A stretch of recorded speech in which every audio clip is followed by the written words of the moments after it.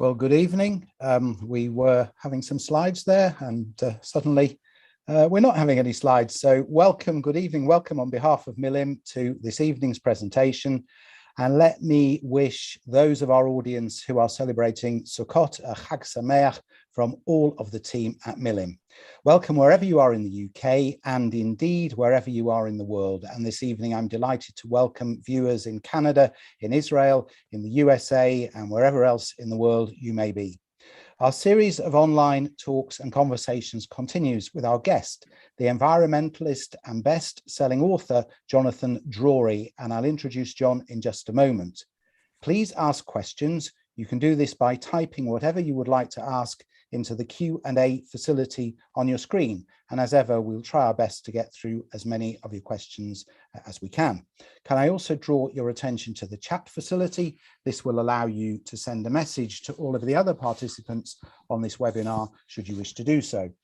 Finally, this event is being recorded and will appear on the Milim website at milim.org.uk in the next few days. It will be posted there for a few weeks. You can find recordings there of other past events, as well as details of our future programme for which you can book tickets.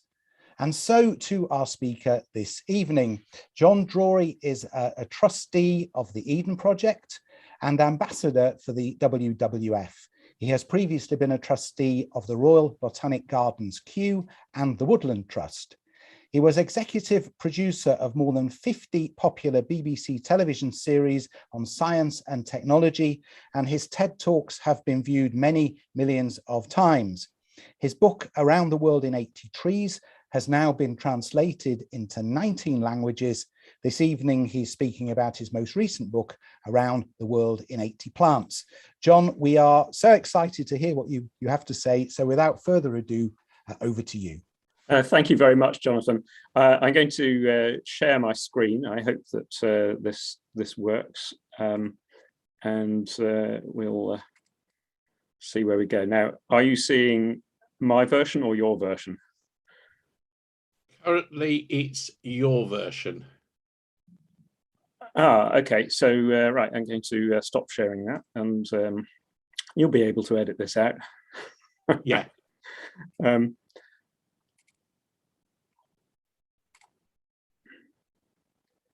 That's it. That's the right one.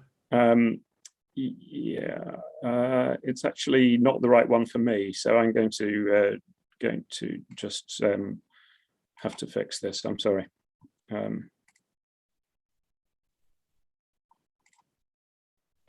I'm awfully sorry about this.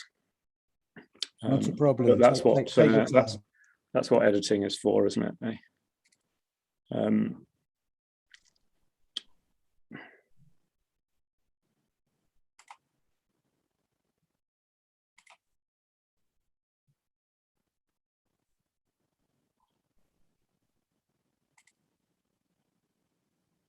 Right, are you seeing that? No, we're not seeing any share at present. Okay, right. Then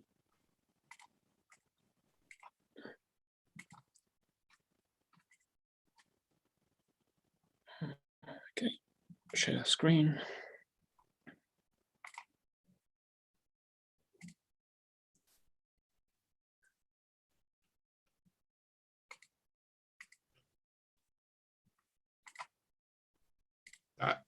Okay, so are you seeing the full slide now? Yes. Excellent. Well, I'm sorry about that, everyone. Never worked with children, animals, or computers. It was what I learned in television. So my apologies. Look, what I intend to do is to speak for about 50 minutes or so. The great thing about Zoom is that I can't hear any heckles, which is great. But on the other hand, I can only sort of see myself here. And I'll intersperse what I have to say with some readings. And there'll be plenty of pictures to look at, so I hope it's not dull. I'm actually going to start with a short reading from a previous book, Around the World in 80 Trees, because it sort of sets the scene, I think. One of my earliest memories is of a spectacular cedar of Lebanon near our home. One winter morning, we found it dead, its trunk and limbs strewn haphazardly and being sawn up. It had been struck by lightning. That was the first time I saw my father cry. I thought about the huge, heavy, beautiful tree that was hundreds of years old and that I had thought invincible and wasn't. And my father, who I had thought would always be in benign control of everything and wasn't. I recall my mother saying that there'd been a whole world in that tree. And I remember puzzling over that. But my mother was right. There was a whole world in that tree. And so there is in every tree. And of course, I took what my mother said literally about there being a world of animals and little critters and things in the tree. And it's only recently that I thought about that again. And I think that she was alluding to the loss of my father's family during the war as being the whole world being lost. But there's me with my father at the Royal Botanic Gardens Kew. And he's the one who really inspired me to be interested in plants. I'm the little guy, age 6 or 7 there. You can tell that it's Shabbat because he's wearing a suit, hasn't changed out of it since shul in the morning. And in order to interest my brother and me with plants, he used to feed us little bits of them. The one on the left you might recognize if you're in Europe or possibly the United States, where it's a well-known pot plant called Dieffenbachia. And this usually in Britain at least comes with warnings that says, do not feed to children or animals. And I remember he gave me a little piece of this plant in order to sort of teach me about the slave trade and the horror of slavery, because this was a plant that was used by slave owners in the deep south of the United States as a sort of punishment. And he explained to me how the poison in the plant protects it from being eaten by herbivores. And it has these special needle-like kind of structures inside the cells that accelerate the poison through the mucous membranes of the mouth. I think I was about 9 or 10 at the time. And it was a very sort of poignant way that he was able to broach the subject of slavery, a very serious topic. On the right, you see here an opium poppy. And I remember having a lick of an opium poppy at Kew Gardens. And the effect on my tongue was that it sort of made it go just ever so slightly numb for a moment. It was a bit like kind of a warm version of what you'd feel with an ice cube on your tongue. It had a much greater effect on my teacher when I told her the next day at school. And I think that they sent a social worker around to talk to my parents to make sure I wasn't being fed the wrong kind of drugs. But again, that was a very interesting story for me about the science of opiates and where we get so many of our painkillers from. And the big business in opiate drugs is not from Afghanistan or wherever you think. It's actually from Tasmania and from Spain, which is where the opium poppies for most opiate drugs, which are all our painkillers really, come from quite legally. So over the years, I got more and more interested in the incredible sort of diversity of plants, basically. And I had the opportunity to travel in Papua New Guinea and in Namibia and to these amazing wax palms in Colombia, sort of ridiculous, aren't they?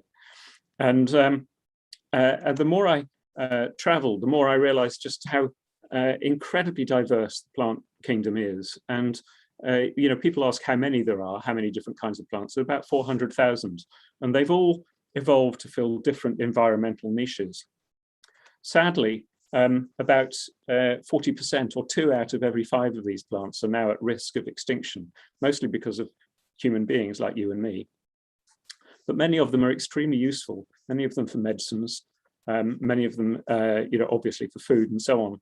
And there are so many that we don't even know what they're useful for yet. And part of the problem, I think, is plant blindness. And the concept of plant blindness actually came to me in a rather odd way. I was in the Andes on a seed collecting expedition in the sort of Chilean Andes. And I was with the botanist who, we were sort of looking for various plants and things up in the mountains. And he, I noticed at one point this bird, it's a hummingbird, and it's the world's largest hummingbird. It's about the size of my fist. It's a huge thing for a hummingbird.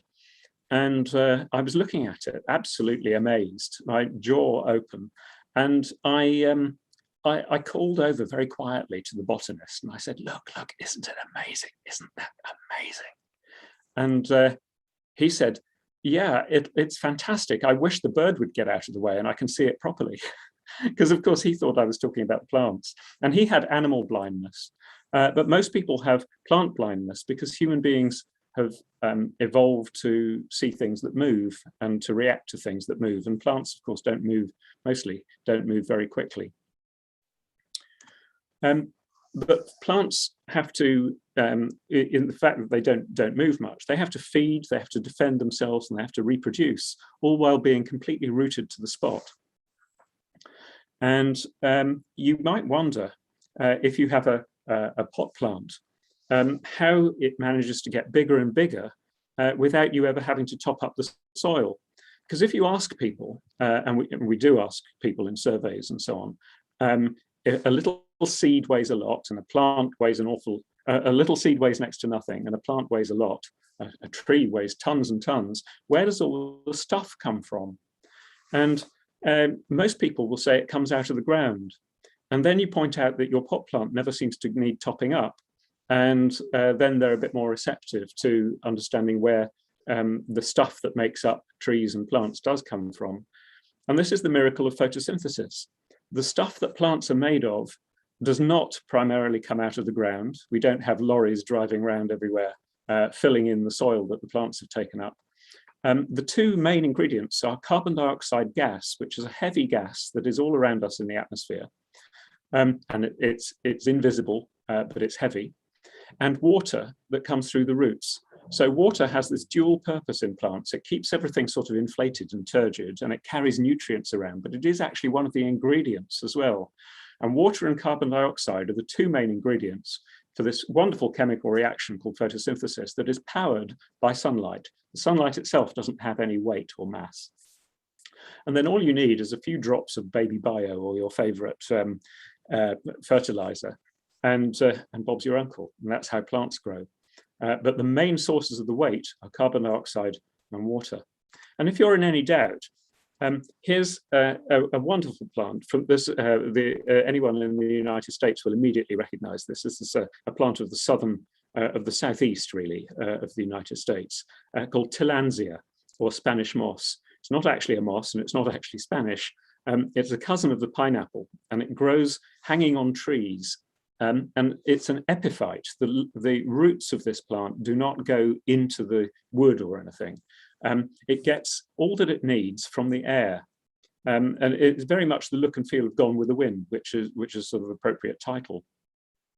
So the odd extra nutrient might come from some bird droppings or something, but you'll see that these plants here on the wire, they're not, obviously getting any nutrients from the wire itself, but they are able to survive perfectly happily and in midair, so no soil needed. And in the 1920s or so, this plant was used as a stuffing for mattresses and for car seats. It looks like they've got a little bit over enthusiastic just here. I'm going to do a short reading, very short reading, don't worry, about Spanish moss, because it's such an interesting plant, and it gives you a chance. These illustrations in the book are by Lucille Clerc, who's a French artist living in London. An eerily iconic plant of the swampy southern states. It has skeletal, finger-length leaves that curl together into chains, forming elongated grey-green curtains that drape from trees and telephone wires. Victorian travellers to the deep south wrote melodramatically of trees that swept the cobwebs from the sky or appeared to them as witches weeping in the moonlight. It is indeed a strange plant.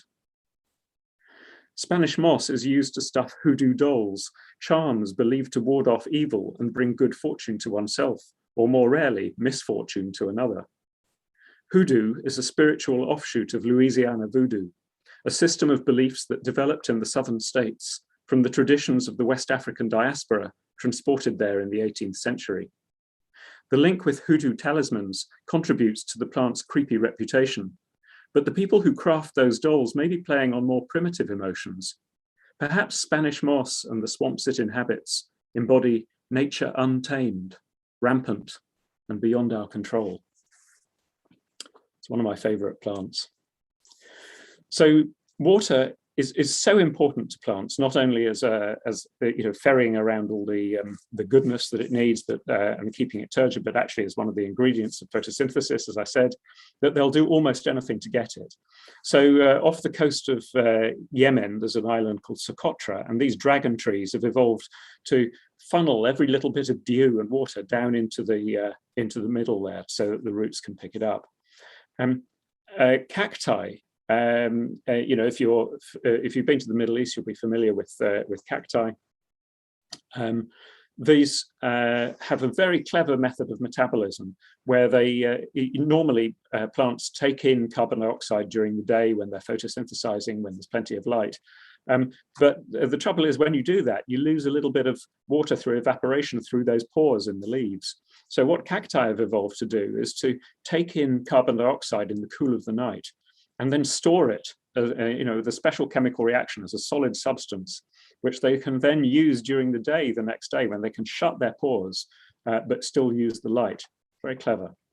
And then this plant here is aloe vera, the stuff that you use for making cosmetics and so on. And it's got this fantastically well-armored coating that stops animals from getting to the gel inside that has the water storage. And you can see that's sort of got a serrated edge. And if an animal does get through the armored coating, then there's a layer just on the inside, which is about the most bitter thing I have ever tasted. I mean, it is absolutely disgusting. And in my grandparents' time, they used to paint children's nails with it to stop them biting them. Here's a plant that goes to incredible lengths to get water. So this is Mooja. That's the Aboriginal name from Western Australia. It's called the Western Australian Christmas tree in English. And look how it's absolutely bursting with life, even in a rather dry environment. But Mooja has a dirty little secret. It's actually a parasite, or technically a hemiparasite, because you can see that it's got some green leaves, so it does some of its own photosynthesizing. But it gets a lot of the water and the extra nutrients it needs by sending out these special roots over long distances, 80, 100 yards, and attaching a collar around another plant. And then it's got this pair of hydraulic secateurs with which it cuts the other plant's root and it plugs itself in, which I think is absolutely fabulous, amazing thing. And the way that it senses these roots, underground, obviously it can't see, it follows a sort of a hormone trail, a chemical trail. And these chemicals are similar to some of the chemicals that you find in the plastic insulation of telephone wires. So this plant actually seeks out buried telephone wires and severs them, which I think is a kind of lovely thing in a way about plants getting their own back on humanity. Amazing thing, Mooja, or the Western Australian Christmas tree. So still on the theme of water, here's the giant water lily, Victoria amazonica, named after Queen Victoria, of course. And I like these spouts that stop the whole leaf getting so waterlogged that it would break under the weight of the water. And this system of load-bearing struts, very nice picture there,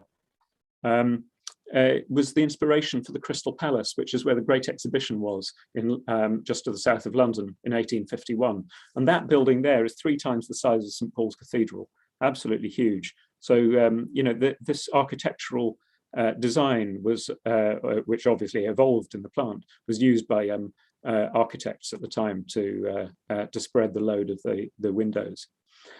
So that enables the plant efficiently to use the water surface, and also serves 2 other purposes. One is, of course, to give maximum leaf area to absorb sunlight. And secondly, to allow one of the greatest photo cliches of our age, which is the baby on top of the leaf. I think they've cheated in this one. That looks like they've put a mat down. I don't trust that. So if water is one half of the photosynthesis equation, the other half is carbon dioxide. And there's a fabulous variety of leaf shapes and sizes and patterns. And each of these has evolved to fill an environmental niche. They've all evolved, though, to absorb carbon dioxide. And each leaf is a chemical factory. So here's one of my absolute favorite leaves with all sorts of strong links to water. This is the lotus.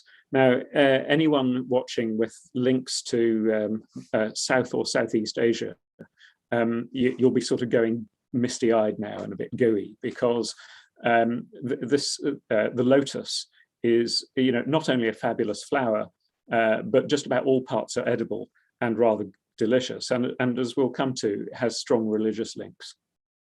So it grows in water, often quite murky water, and the seed head looks disturbingly like a shower head. And there's an incredible sort of underwater breathing system for the roots, which that's a whole other story. But what I really like about the lotus is the way it keeps its leaves clean. Obviously, in order to absorb the light, you have to have a clean surface.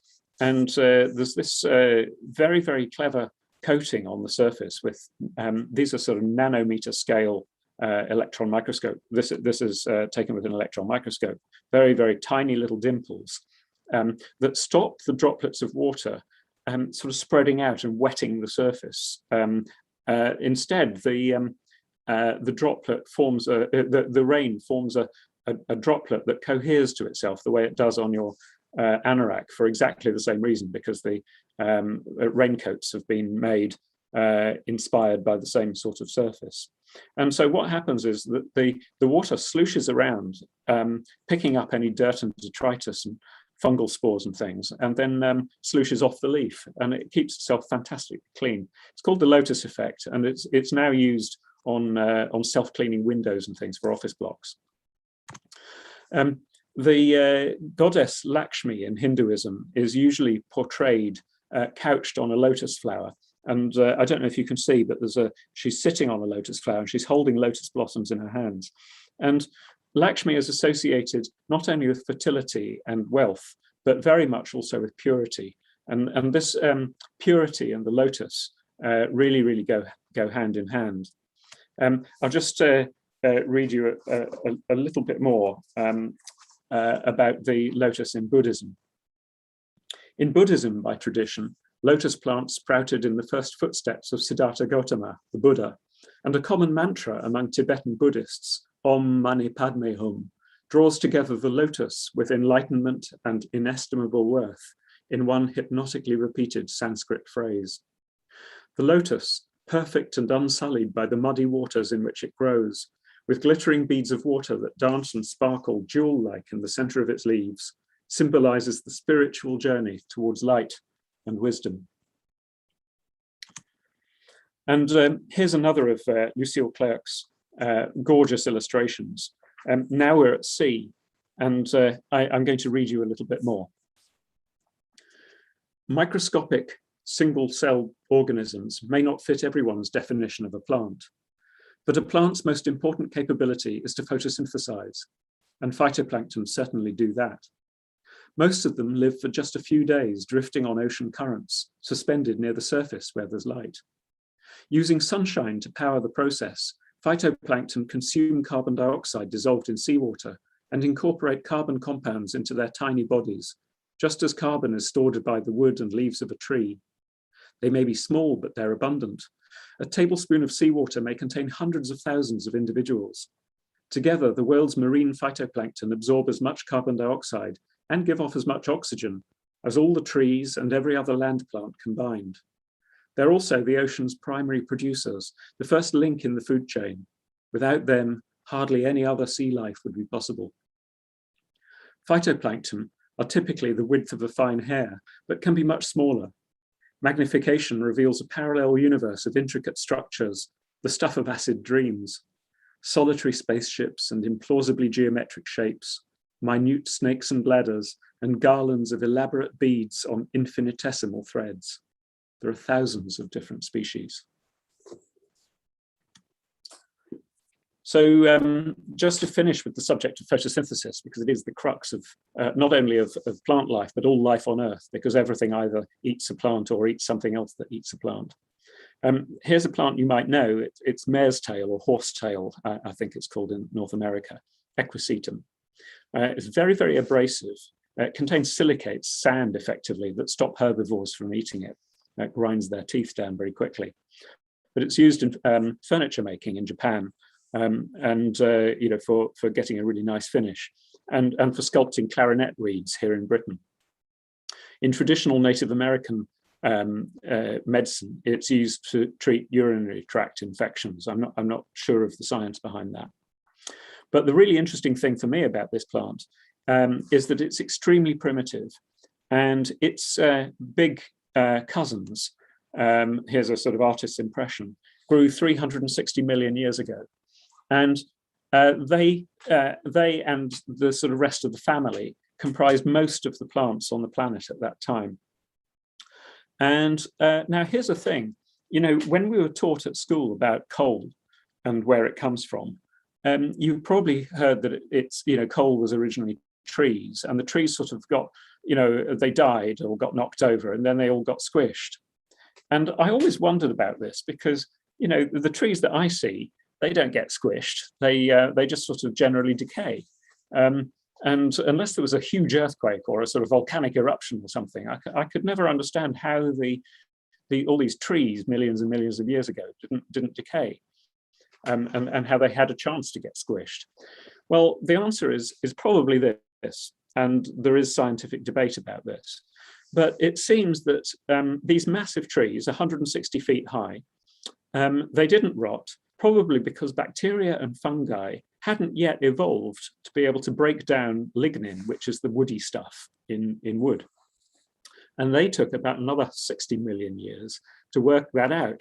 And that period, 360 million years ago to 300 million years ago, is called the Carboniferous period. And all the world's coal was laid down during that time. So it's pretty obvious that burning 60 million years worth of coal, making 60 million years worth of CO2 go back into the atmosphere in just a few human generations is completely bonkers. So we should stop doing it. Nowadays, dead wood does rot, and when it does, carbon dioxide goes back into the atmosphere. So building lots of wooden framed buildings is very, very good thing to do, along with anything else that stores wood and the products of wood. For example, books. So we are the people of the book. We are also the people of sequestering carbon from the atmosphere. So it's all very well photosynthesizing, but not much good if something eats you before you've had time to live and reproduce.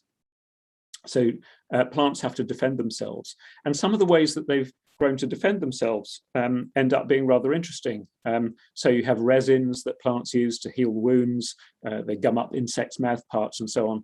And they also tend to kill fungi and bacteria. So myrrh and frankincense from biblical times have been used as antiseptics.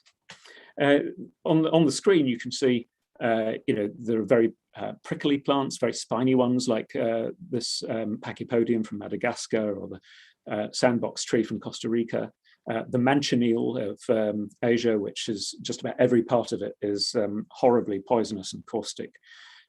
You have the cherry laurel, which has a two-part poison in it. So two innocuous chemicals that when something chomps on them, it creates cyanide. Caffeine has the dual effect of both deterring a lot of insects, but also deterring plants. So the caffeine leaches out of the berries into the soil and prevents other plants from germinating. Oak trees, which are a very familiar sight here in Britain, they have tannins in the bark that disrupt the digestive system of large herbivores. And they also make defense chemicals that if a lot of flying insects start eating the leaves, they make these chemicals that then waft around in the breeze and encourage other trees to make those chemicals as well. And this is a nice one that you might think in the context of this slide that these little droplets are there as some sort of poison or something to get rid of the insect that's obviously been eating this. But no, what this plant is doing is that it creates an attractant, but it attracts the thing that eats the insect that's eating it. Isn't that clever? I think that's clever. So here's a very well defended plant with which you're probably familiar. Anyone who's been to Israel will be familiar with this plant. It's the prickly pear, or opuntia in Latin. And the thing about this plant is that wherever you go in the world, in the dry parts of the world, people think that this plant is native to there. And very often they have a sort of soul connection with it. So, for example, native Israelis call themselves sabras. And the sabra is the Hebrew word for this fruit.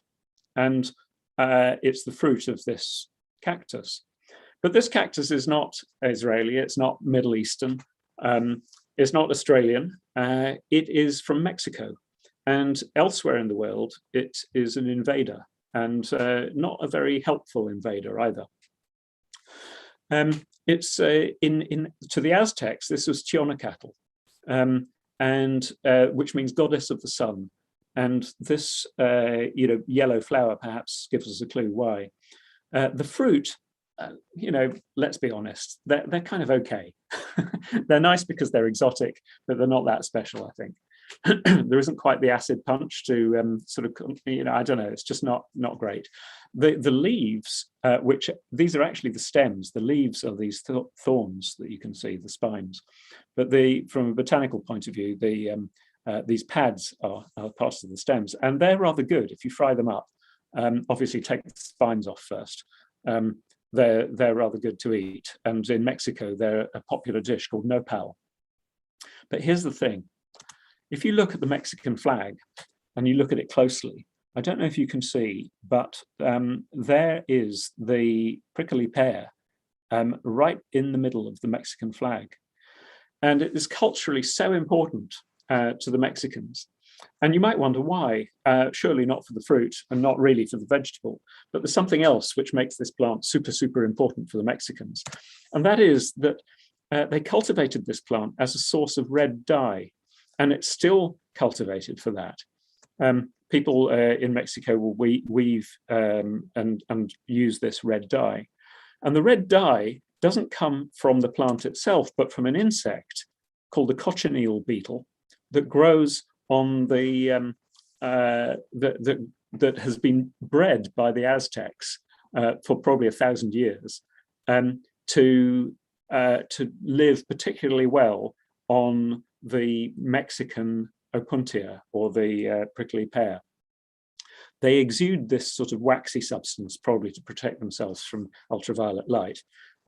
But essentially, making cochineal hasn't changed the Aztecs developed the technique. The Spaniards sort of recorded it when they arrived in the early 16th century. And you can see that this is a modern day plantation. And, back in the 16th century, they had the same thing. And hundreds of years before that, the Aztecs were doing the same. It takes lots and lots and lots of beetles to make the dye.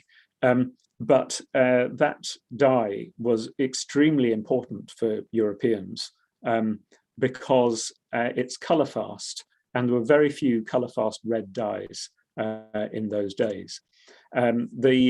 The Spanish were absolutely stunned by these fabrics that the Aztecs had in bright scarlet. And after silver and gold, cochineal became the most valuable export from Mexico. It was used by royalty. The Star-Spangled Banner in the United States was dyed with cochineal. Oliver Cromwell in Britain chose cochineal for the dye for his soldiers' uniforms. Spain managed to protect their secret source for about 200 years. But then, the news got out. And of course, what did all the European colonies want to do? They wanted their own source of cochineal, which meant that they thought, well, we've got to try and get this cactus growing all over our colonies, which is why it's all over the world. And cacti don't do so well in Europe, but they do well in some of the colonies, and they planted it in the Middle East. And in 1788, the governor of New South Wales introduced it. They have vast areas of arid lands, absolutely perfect. What could possibly go wrong? Well, these finicky insects that were bred over centuries and centuries in Mexico, they failed to thrive. So when they planted the cactus, but the insects wouldn't live on the cactus in Australia. And with nothing to eat it, the cacti absolutely spread like wildfire. Here's a sort of contemporary cartoon from the 1920s. And by 1925, 100,000 square miles of valuable grazing land was covered. So in Prickly Pear, people tried slashing it, burning it. Thousands of tons of ghastly arsenic compounds were dumped on it, which has a terrible price even today, and nothing worked. And eventually, in the most important biocontrol project ever, 3 billion eggs of another moth, another insect from Mexico that grows on cacti, the encouragingly named Cactoblastis cactorum, were introduced. And Cactoblastis had evolved in Mexico to dine out on prickly pear and largely solved the problem. Over a few decades, Australia managed to eradicate it, except, of course, those moths have now spread around the world and are attacking other cacti. If you go to Australia, then you'll find buildings like this, which I realise that you can't see the label on this building, the sign, but it says the Bunaga Cactoblastis Memorial Hall. And all over Australia, you'll find memorial halls and memorial stones marking this wonderful eradication of the prickly pear. And Campari, which in 1860 or so, Gaspar Campari used cochineal from those insects to colour the drink. In some territories, Campari is still dyed with cochineal. So if you're vegetarian or keep kosher, then maybe this isn't something you want to drink, except I can tell you that in the United States and in Israel and in Britain, the Campari is made with artificial color. So you're okay. I'm not sure about all the other territories. And lipstick, if it's got carmine written on the packet, that's come from cochineal. And more people are interested in cochineal as a source of dyes for cosmetics, because people are worried about some of the other chemicals that are used. So that's the cochineal story and the prickly pear. Here's a sorry, it's all gone the wrong way. There we go. Here's another plant with an interesting defense mechanism. This is the very common in Britain, quite common in North America, not so much in Israel. The seeds of the dandelion carry a long way on tiny little halos of spinning hair, like a sort of horizontal smoke ring, only without the smoke. Many plants have defenses to sort of dissuade insects, and the way that the dandelion it gets rid of insects underground is through a sort of latex that exudes from the roots that kind of gums up insects' mouth parts, and it also sort of heals wounds for the plant. And the other kind of latex that's best known is rubber, of course. And so someone decided during the Second World War, when supplies of rubber were disrupted from the Far East, they started using dandelions for latex to make into rubber. And I was surprised to discover that when that supply was disrupted, there was huge, large-scale planting of a special species of dandelion. I mean, it looks exactly like the other dandelion. It's that one rather than that one, but it's called Russian dandelion, which has slightly more of the latex in the roots. And it was planted, this picture is in the United States, it was planted in Eastern Europe, at really quite a large scale. And then the war ended, and they just got to the point of sort of scaling up the rubber production, and then they didn't need that anymore. But this has been resurrected recently because rubber plantations are threatening forests, and people are looking for other sources. There's a big EU project and also a United States one to replace the dandelion, replace the rubber in tires with dandelion rubber, and there is a dandelion rubber tire now on the market. They don't shout about it because they think people won't take it seriously, but it's made by Continental in the United States. Now here's a plant with incredible defenses. This is the castor bean or castor oil plant. It originated in the Horn of Africa, brought to Italy by the Romans, very popular in civic gardens around London. And I've certainly seen it in the United States in civic gardens. Each of these prickly capsules has 3 shiny seeds with a very intricate pattern on them. Probably for camouflage from rodents. The seeds have a lovely relationship with ants, by the way. There's a little tip on the end of each seed called an elaiosome, very rich in fat and protein. And ants feed the nourishing bits to their larvae and then jettison the rest, which is still viable, onto the refuse pile, which is, of course, full of fertilizer, the ant heap's refuse pile. And this method of seed dispersal by ants has this lovely name called myrmecockery. Castor seeds also contain a deadly poison called ricin, R-I-C-I-N. 0.001 of a gram can kill a person. And in 1978, Georgy Markov, who was a Bulgarian dissident in London, was killed with a capsule the size of a pinhead that was injected into his leg with a poisoned umbrella on Waterloo Bridge. You're probably more familiar with castor oil, either from motor racing, which is the source of Castrol GTX motor oil, or it's got a long history of medical use as a mild laxative, as long as you only have a tiny bit. And when you make the oil that's used as a laxative, when you heat the seeds, all of the poison is destroyed. So there's no poison in the oil, but the oil itself is laxative.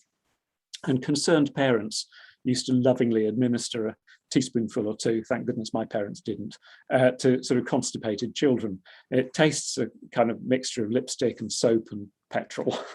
It's horrible. And it was occasionally, I think, used as a sort of punishment. But it was also used by Mussolini's fascist thugs in Italy as a means of humiliating and sometimes fatally torturing political opponents. They used to administer it to their opponents. And a badge here from the 1920s, rather chilling, says, which of the two, in other words, which do you choose, the oil or the club? They were both weapons.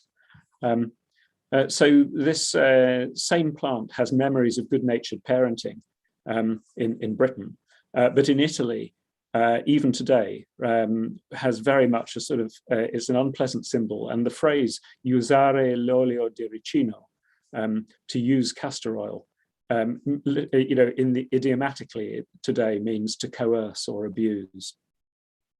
But of course, for the plant, the ricin has just been the poisonous, the very poisonous side of the plant is just a defense mechanism.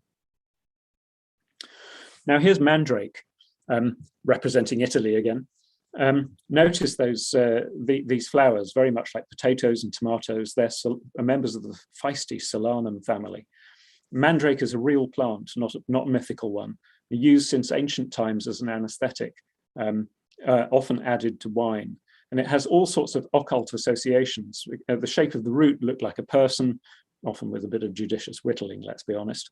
And the story went that the screen of a mandrake could be deadly, so it was best to tie a dog to the root and have the dog pull it out. And that's possibly rumors put about to stop people stealing this incredibly valuable plant that could be used as an anesthetic. And there was also a lot of stories about witches and broomsticks from that period. And these are connected to the mandrake plant because there is a chemical in mandrake that called hyoscine, which when you take it gives you the feeling of flying. And the broomstick connection is people used to make a sort of ointment out of this plant with grease. and that could be absorbed through any of the body's mucous membranes.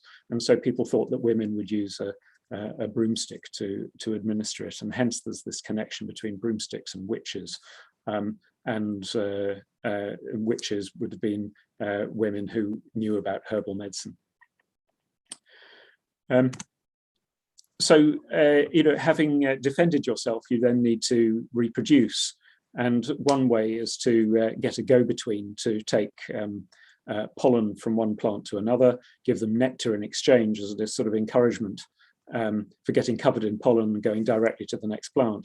The natural world is full of amazing plant-animal interactions. So tomatoes, closely related to the potato, once again brought from Mexico by the Spanish. It's a solanum, a member of the feisty solanum family. And Gerard, in his Herbal of 1597, he called it of rank and stinking savour, even though he knew that the Italians and the Spanish were enjoying them. And that set back adoption in Britain by hundreds of years. And it wasn't until there was a sort of influx of Jewish immigrants from the Mediterranean who brought tomatoes and the use of tomatoes with them that they caught on in Britain. It's a lovely relationship with bees, not just any old bees, but bumblebees that raise the pitch of their wing beat from the sort of humdrum normal flight to something like a middle C, clamp themselves onto the flowers and then vibrate the pollen onto themselves. It's incredible. And even more incredible is that Korean scientists have discovered, and this has been repeated all over the world now, discovered that if you take unripe tomatoes, green tomatoes, and you play them a loud sound, so you're playing a loud sound to picked green tomatoes, you can, a high C for about 6 hours, you can delay their ripening for 6 or 7 days. And it interferes with the plant's production of ripening hormone. That incredible. So it often pays a plant to have a faithful relationship with a particular pollinator. And if they depend on each other, then the pollinator gets reliable food and the plant gets reliable pollination. And this is the peacock flower, misnamed. Peacocks in my world are blue, but anyway, of Barbados. And the yellow against orange colouring of this fifth petal here it sort of dissuades hummingbirds and is actually rather good for butterflies. And the flower times its nectar to when butterflies are feeding and so on. And the nectar tube underneath is irritatingly long for the birds, but just right for the proboscis of the butterfly that unrolls. I'm going to just read you a little bit about the peacock flower, which has a sort of special resonance, I think, for us. The peacock flower is exuberant, but tinged with sadness too. Its seeds contain poisons that have been used by tribespeople in the region to induce abortion as a means of family planning. During the era of slavery, captive women who were expected to produce children in order to enhance the future wealth of plantations resorted to those seeds to abort their babies, preventing them from being born into a humiliating life of backbreaking cruelty. In 2018, for her royal wedding to Prince Harry, Meghan Markle's spectacular flowing veil was embroidered with distinctive flora of each nation of the British Commonwealth. Representing Barbados, the peacock flower was a poignant reminder of the slave trade and somberly resonant with the Duchess of Sussex's own ancestry. I started with Tilansia, the weird Spanish moss, and here's a familiar relative. I think I'm kind of running out of time, so probably to finish with. In the wild, the pineapple is pollinated by hummingbirds, but not in cultivation, as we don't want those fruit to set seed. And one of my favorite plants, for its stunning flowers, of course, and the fruit is okay. It was so rare and expensive in the 18th century when people finally managed to coax it into flowering and then fruiting in this country, that it became an accessory for people to take to parties. And there were companies that would rent you a pineapple for the evening. And they were associated with nobility and aristocracy, and the only people who could afford them were very, very wealthy. So they entered into the language. And in the late 18th, early 19th century, pineapple came to denote anything really brilliant. The very pineapple of a picnic. He was the pineapple of the first order. And Charles Lamb, the essayist, he wrote, "Pineapple is too ravishing for mortal taste, She woundeth and excoriateth the lips that approach her. That like lovers' kisses she biteth. She is a pleasure bordering on pain from the fierceness and insanity of her relish. I love this. And I think it says probably more about Charles Lamb than it does about pineapples.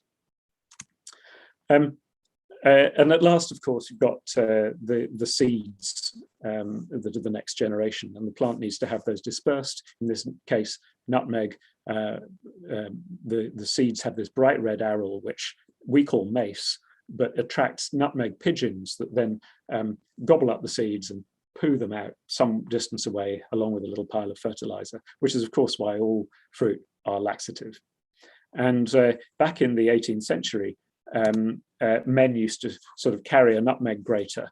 It was the Viagra of the day. It wasn't just it was meant to be a performance enhancer just as much as an aphrodisiac. In 1510, Leonardo da Vinci, for his trip to Padua, included a list of reminders: spectacles with case, penknife, sheets of paper, scalpel, acquire a skull, nutmeg. And he would have used it as an amulet. But you probably know the story about the fighting for control over nutmeg between the Dutch, the British, the French. In 1667, the British finally gave up their claim to the island of Rum, which is in Indonesia, which was the main source of nutmeg. And they gave up the claim in exchange for a hopeless little Dutch enclave in North America. And that hopeless little outpost was called Manhattan. So, ladies and gentlemen, Manhattan was traded for monopoly nutmeg rights. And the other bit, the twist in the nutmeg story, the American twist, which I quite like, is that Malcolm X, when he wrote his autobiography, that Malcolm X, the African-American activist, he wrote about using nutmeg to get high. It does have a hallucinogenic drug in it when he was in prison. It's not a great way of getting high because it makes you throw up as well. But having written this, nutmeg was then banned in all prison kitchens in the United States. And, you know, I was going to sort of finish with the olive because it's so resonant with Jewish culture. And in fact, I'm going to take 1 minute and just read you the last thing about the olive, and this is the last slide. Olives have the highest energy content of any fruit and have been valued as much for fueling oil lamps as for sustenance. Hebrew and Arabic have similar words for olive, respectively zayit and zaytun, which derive from a common root, possibly connected to brightness. The olive tree is loved and respected in Judaism, Christianity, and Islam, associated with light, sustenance, and purification. In the Old Testament flood story, the dove brought an olive twig to Noah on the ark, a sign that the waters and God's wrath were both abating. The olive branch has since come to represent peace, which is altogether too rare and precious in a region that is home to Jews, Muslims, and Christians, to Arabs, Israelis, and Palestinians. How can these neighbors and cohabitants be persuaded that whatever the rights and wrongs of history, they must help their children to find a way to coexist that ensures stability and fulfillment for all? Perhaps the tolerant olive, with its symbolism and shared cultural heritage, could be an inspiration to those who might pour oil on troubled waters. So people need love, and plants need love too. After food, defense, reproduction, seed dispersal, they need our respect and our attention. Thank you very much. I hope hope you haven't put you to sleep. If you want to get in touch, there's my details, and you're welcome to email. And there's the books. And I need to stop sharing now, don't I? I've just realised. So if I do that, I should be back. Thank you so much, John. That really was a pineapple of a talk, if I may. Thank you for sharing your wisdom and knowledge with us. And if people have any questions, please get them in the Q&A now, and we will put them across to John. I'm interested, I think you mentioned there were something like 400,000 plants and tens of thousands of trees as well. You've picked 80 for each book. That must have been a fairly difficult process, and I wondered what didn't make it into the book. Do you sort of have a reserve list, as it were? Well, in the tree book, the number of people who say to me, Jonathan, you know, why for Britain, for England, didn't you choose the oak tree? And I suppose it's partly because, you know, one of my criteria was that I should be able to try and, you know, find something new to say about each species or a new angle or whatever. And I was a bit stumped with the oak.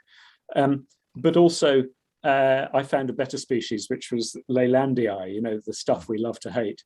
And which I think nowadays, I mean, it may have been that hundreds of years ago, the oak tree said everything you needed to know about the British character, sort of solid and firm and everything. But I think nowadays, Leylandii says it all, this sort of need for privacy and marking territory and so on. And it, you know, it's such a fantastic story, the Leylandii one, with all the ins and outs and legal stuff in it going on, as well as the botanical, that I chose that instead. And, you know, in terms of other things that I missed out, you know, just, you know, 60,000 species of trees, 400,000 species of plants, you know, you have to you have to stop somewhere. Well, scope for another book or two, perhaps. We have a question from an anonymous attendee of your talk. He says he gave up talking to trees when he heard that Prince Charles talked to his plants, but he says he believes trees can communicate with each other via their root systems. Could you explain this? Yeah, so there's two things to say about this. I was like the questioner. I was someone who sort of made a bit of fun of Prince Charles talking to plants. But one of the things that just being discovered actually by the Volcani Institute just outside Tel Aviv is that there are certain plants, and we actually think there are quite a lot of these, that can modulate the content of their nectar according to the sound of the insect that's nearby. So they'll have a completely different sort of cocktail of amino acids and sugars and things for butterflies, from flies, from bees, from moths. And, you know, so the idea that plants are responding to sound is perhaps not so crazy. And remember what I said about tomatoes. Now, to the specific question that this person has asked, trees and most plants actually live in a symbiotic relationship with fungi under the ground. Now, fungi, we tend to just be conscious of the little bit that looks like a mushroom. And that's the equivalent of like the apple on a tree. You know, it's a tiny bit of the whole organism. And the trees have a relationship with fungi where they get, fungi are particularly good at extracting certain nutrients from the soil, which tree roots aren't very good at. And in return, the tree gives the fungus some sugars and things which come from photosynthesis. And so there's this lovely relationship, and the fungi are spreading out this huge network underground. And that network plugs itself into the tree roots. And when a tree is under stress, certain chemicals travel down these fungal networks and trigger other trees nearby to react in some way. Now, that doesn't mean that trees are intelligent or sentient. They're not necessarily intentional when they do this, but the fact is that information is transferred. So when an oak tree is sort of you know, attacked, it's not just those chemicals that I talked about that are wafting through the air, but some of them are transmitted underground. And you know, in about 20 minutes, you can get sort of you know, 50 yards or so, and trigger a tree somewhere else to do something. People call it the wood wide web. Yes, that's a good term. I was particularly struck. I think there's an example in the tree book about trees, one species producing an abundant crop, but all the trees producing the fruit simultaneously at the same time. So clearly, there's something going on. Yes, yeah. They're not just reacting to sort of ambient temperature and so on. Yeah. Now you wrote in the plants book about the citron, and of course that's very topical at the moment. Of course, the etrog. Those of us who are Jewish are waving our etrog each day. I remember once being in Italy and being offered a a slice of fruit on the banks of Lake Garda many years ago, and the vendor was very, very hesitant to sell this fruit to a non-Italian. He really didn't want me to have it, but I insisted, and it smelled exactly like etrog. Yeah. And I've always wondered if it was. I think he called it a cedro or something like that. Do the Italians eat etrog? Yeah, I don't know the Italian word for etrog. I know obviously the Hebrew word, and in English it's citron, just citron, and in Latin it's Citrus medica, which has nothing to do with medicine. It just comes from Medea, which was the sort of Eastern Mediterranean kind of area, sort of more towards Persia.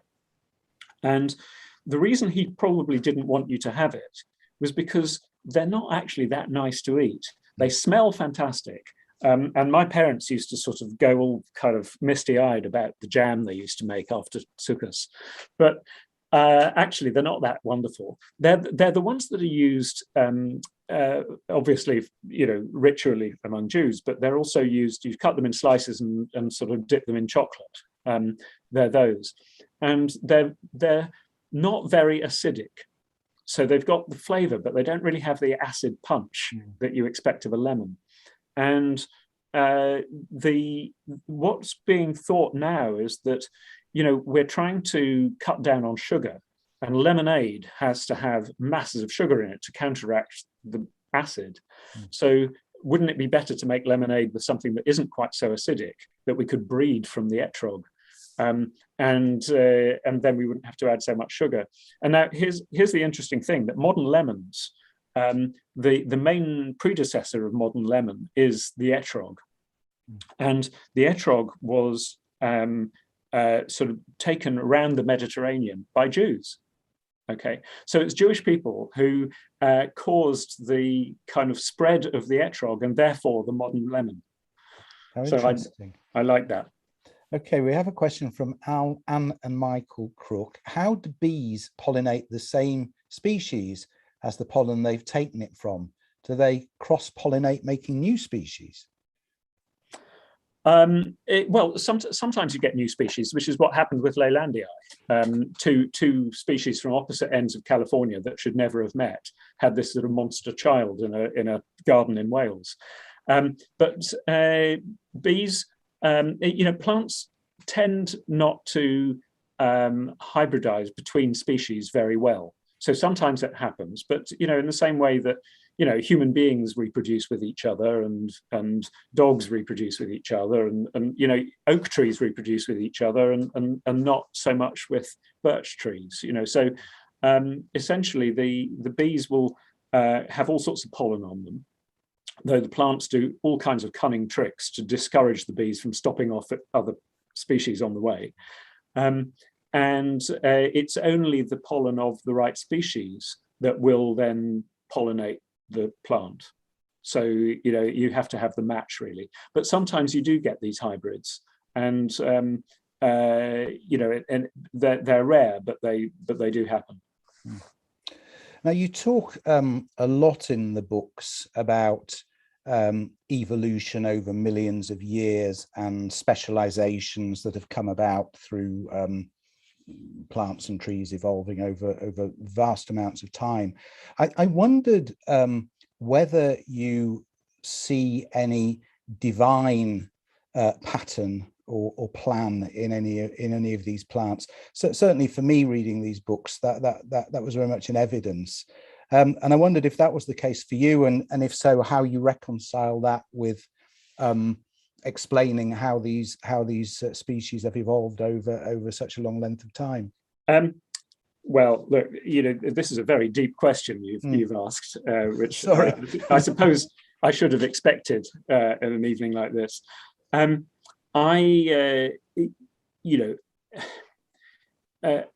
me, the worlds of science and the worlds of religion are, somewhat separate. Occasionally in the United States, in particular, I have to really watch my language, because I'll use words like because I used to be an engineer, I use words like, I look at a structure in a tree and I say, what a fantastic piece of design that is. And people will turn around and say, oh, so you don't think evolution is right? You think it's all intelligent design? And I don't think that at all. So evolution is absolutely sort of clear. We can observe it in the same way that we can observe gravity, and we can observe all sorts of other things in the world. I think that the way that I sort of think about it is, I remember talking to my grandmother about science and religion and so on, and she would just sort of, with a twinkle in her eye, say, well, how did evolution itself evolve? Who, where did that come from? And I think that for me, I'm certainly no literal creationist, and I've never met any Jews who are actually, but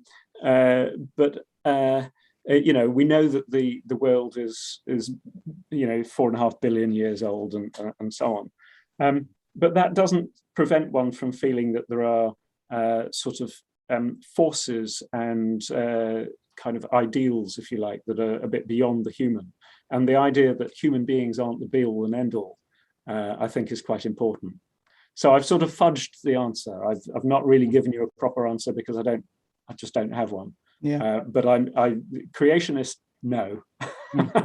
But and what some people might call divine, as you did, or some people might call have a sort of word around spirituality or something. I don't know. I mean, they're different, I think. Yeah, I suppose you can view them as disparate, or you can view them as similar. When I read your books, I thought, these things are so clever, so subtle, so unique. The thought of them happening by accident almost is a bit far-fetched. But that's the misconception about evolution, is that it's not accident. Right. So the thing is that it's like lots and lots of experiments all happening, all over the place, and then the ones that are good are being selected, and they're being selected naturally, not by some divine.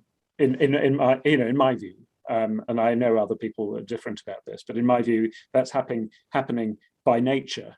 So there is natural selection, but the fact that you're selecting from bazillions and bazillions of little experiments, and then you're selecting one, and then from those you're then selecting bazillions from that one, and so each time you're getting the best of the best of the best to fill an environmental niche, and that's what's special. I think that in a way, for me, nature is divine. Evolution is not divine. Yes, that's actually a very good answer. It's a very good way of looking at things.